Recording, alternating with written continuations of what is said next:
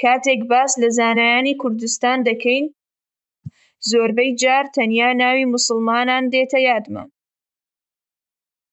بەڵام کوردستان وڵاتێکی فرەکوڵتوور بووە و تێیدا کۆمەڵگەیەکی زۆر کۆنی جوولەکەکان بۆ هەزاران ساڵ دەژیا.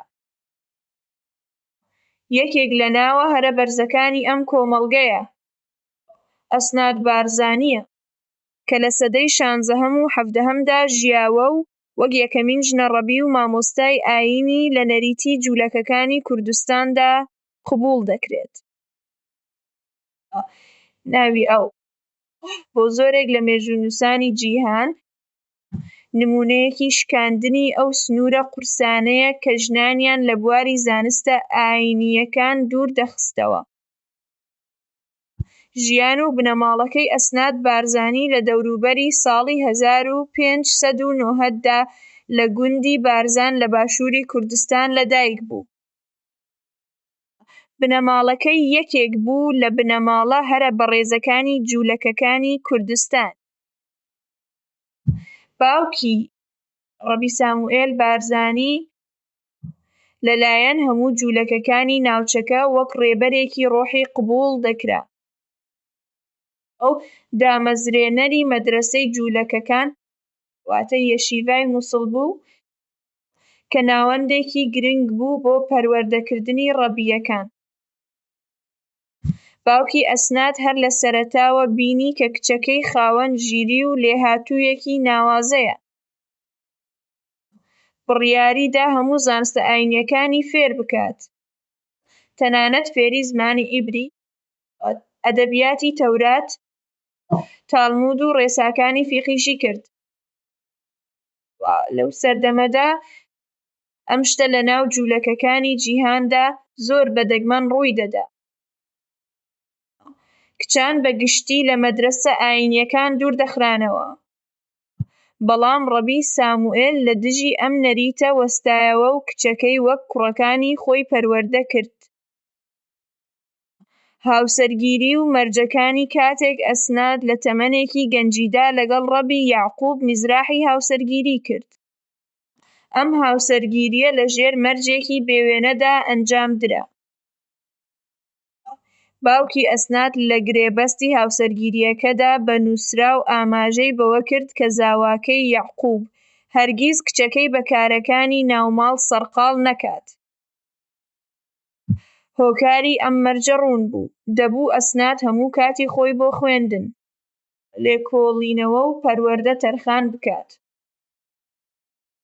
ئەم بەڵگەنامەی هاوسەرگیریە تا ئێستاش لە ناو ئەرشیفی جوولەکەکانی کوردستاندا پارێزراوە و وەک نمونەیەکی پێشەنگی ئازادی زانستی ژنان دەبینرێت.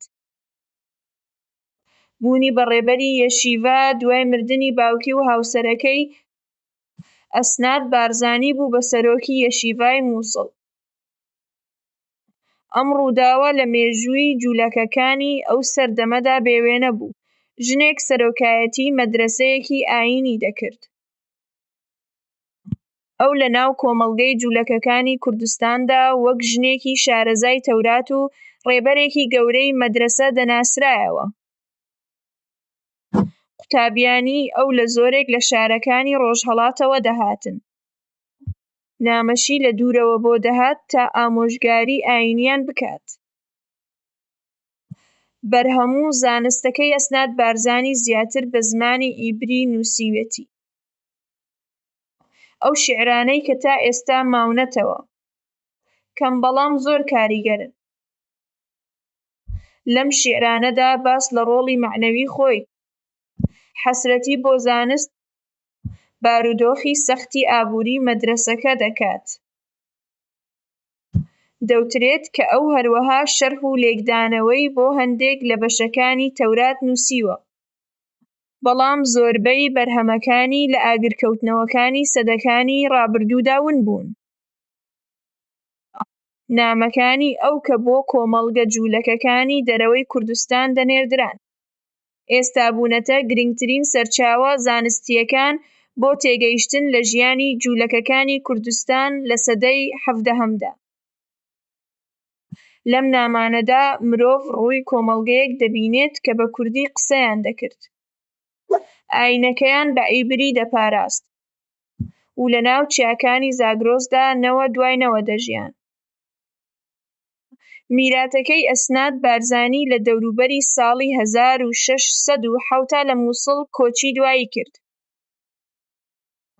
گۆڕەکەی لەناو کۆمەڵگەی جوولەکەکانی کوردستاندا بۆ ساڵانێکی زۆر ببووە شوێنی زیارەت.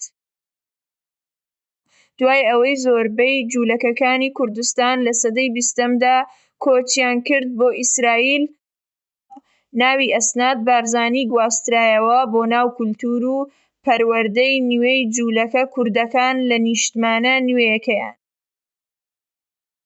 گرنگی ئەو بۆ مێژووی کوردستان لە 3 خاڵدایە. یەکەم، فرەکوولتووری وڵاتەکەمان ئەو نیشانی دەدات کە کوردستان تەنیا وڵاتی موسڵمانان نییە، بەڵکوو کۆمەڵگەکانی جوولەکە، مەسیحی و ئێزدیشی تێدا بووە.